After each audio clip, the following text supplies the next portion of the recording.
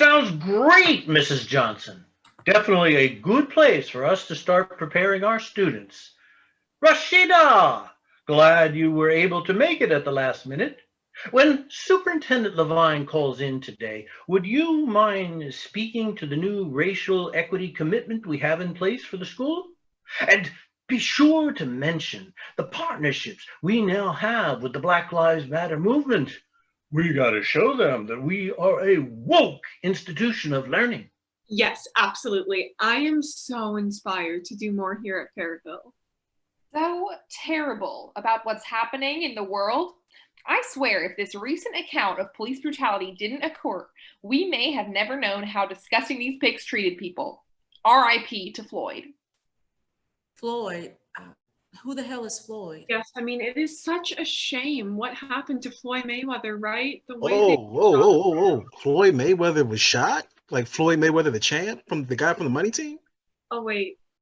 Oh, did I say the wrong name? I'm searching now. I don't see anything on Twitter or Facebook yet. Try the Shade Room on IG. They usually have all the tea. Floyd Mayweather is a boxing champ. The man who was killed by that disgusting police officer you speak of was George Floyd, and he wasn't shot. He was murdered by an officer who knelt into his neck for damn near 9 minutes. 8 minutes and 46 seconds, to be exact. I watched Chappelle's special. He's so risque. So you knew that, but you didn't know the victim's name. Wait, oh my God. Did you know him? Not all Black people know one another. I just want to make sure that if we're going to be such a woke institution, we should be sure to do more than read books on how to be anti-racist, stop binging Black shows, and do more than change our school marquee to Black Lives Matter. And that is why you are leading our new cultural initiative for the school year, Rashida. You have a wealth of knowledge and life experiences that are going to help our Black students feel seen, feel heard. It saddens me that the numbers from our last community survey showed that over 70% of our Black families say they've experienced some form of discrimination while here at Fairville.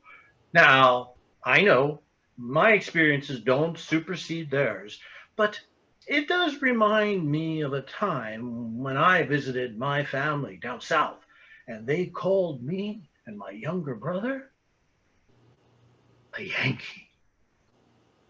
You should have seen my mother's reaction. What'd she do? Put her hands on her hip, roll her neck and eyes, and tell him a thing or two? Oh, God, no. I said angry, not sassy. But she definitely raised her voice, told us to get back in the car, and we left immediately. What? You guys got out of there in the family jag and drove back home the same day? Unbelievable. That sounds stressful. Oh, I'm so glad I didn't have to share in that experience. It was a Benz, but yes, I feel triggered whenever I saw Derek Jeter or A-Rod in their uniforms. Speaking of baseball teams, has anyone reached out to our favorite student athlete and his family? Quentin is probably stressed out over there. How will he be able to get to college if we don't nurture his talents here in our safe environment? We need teachers to really check on those poor kids over across the river there. Yeah, I swear, I was just thinking about that, and I would love to. But I am so bogged down with all of this work. And, you know, it just wouldn't make sense for me to leave Georgetown and head all the way to that neighborhood. What neighborhood? Exactly. Rashida is probably in that neighborhood, right? It shouldn't be a big deal for her to go on over and knock on a door or two. First of all, I'm sitting right here. Please address matters with me directly to me. And for your information, I don't even live in DC. I commute in from Virginia. Miss Todd, lean in. Let me see something real quick. What is it? I'm looking for the sign they see on your forehead that must say you boo-boo the fool. Wait, was that a cultural exchange? Did I miss a moment? Absolutely not. It was very much a Black thing. Think you mean African American, right? Nope. Not at all. I meant what I said. Black. It's not a bad word. Well, I think we should be careful to speak in a way that doesn't come across as offensive or in any way that lacks inclusivity. We don't want to hurt anyone's feelings. We need to be very gentle in times like these. Sounds like what? Offend who? Well, there's like a huge learning curve happening right now. If I say something that offends you guys, tell me. There is no reason why we can't all just figure it out together. It's really not that hard to get along if you guys would do less blaming and more bonding, more explaining and less excluding. I want to help the cause. I do. I want everyone to get along. And tell me this, why are we still even talking about color? What year is this?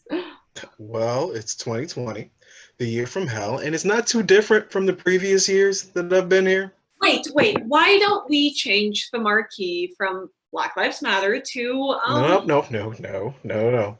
We're not going to do All Lives Matter. Oh God, no, not at all. Let's change it to Fairville doesn't see color. Hashtag colorless school. Oh no. I need you to see me. Excuse me, what do you I'm sorry. What do you mean, see me? See me right now. Tell me, when you look at me, what exactly Okay. you think? Okay. Let's get back on track, Rashida. Why single me out? She and I are both in this conversation. And what do you mean on track? We were invited to this meeting with no agenda. And now that I have something to share, everyone wants to shy away from this conversation because they're starting to feel uncomfortable. Can you not get angry? Let's all talk like civil people and be rational. Listen, I have 6 Black women in my life, 3 sisters, 2 nieces, and my mama. She's either going to continue this on the playground or read you for filth, and probably a really good read because she's an HBCU grad. Did you say civil and rational? You know what I meant, Rashida. Oh, I know what you meant. I speak assertively to articulate my arguments, but that doesn't make me angry. I've been binging on your bull and cringing at your caucasity. Don't you dare deny my inner divinity. Each effort I've made for enlightenment has enraged your ego for fear of falling short of my God-given grace. So we will not minimize your microaggressions today. No, we'll place them on a pedestal right next to passive aggressiveness and white tears. Don't ask me again about what school I graduated from, or if you can give me a nickname instead. In our workplace, you'll address me by my last government, and be sure that when you say it, you project and enunciate. I don't have the privilege of getting too comfortable when my guard seems to always be up for grabs. Your performances of compassion may stand in some places, but I'll sit this one out. I speak the same for the big wigs laced with fronting in my face and racial assumptions behind my back. You may not know who I am, but I am well aware. I'm brown sugar in the rarest form, more refined with a thicker skin because of my internal molasses. So yes, we may be slow to get to the party, but baby, we add the flavor where you didn't know you needed. And when we exchange a head nod or a dap or reassuring snap, just watch from afar. Don't request me on IG where I tend to drop the ER. I may add an A, but just know I ain't talking to you, okay?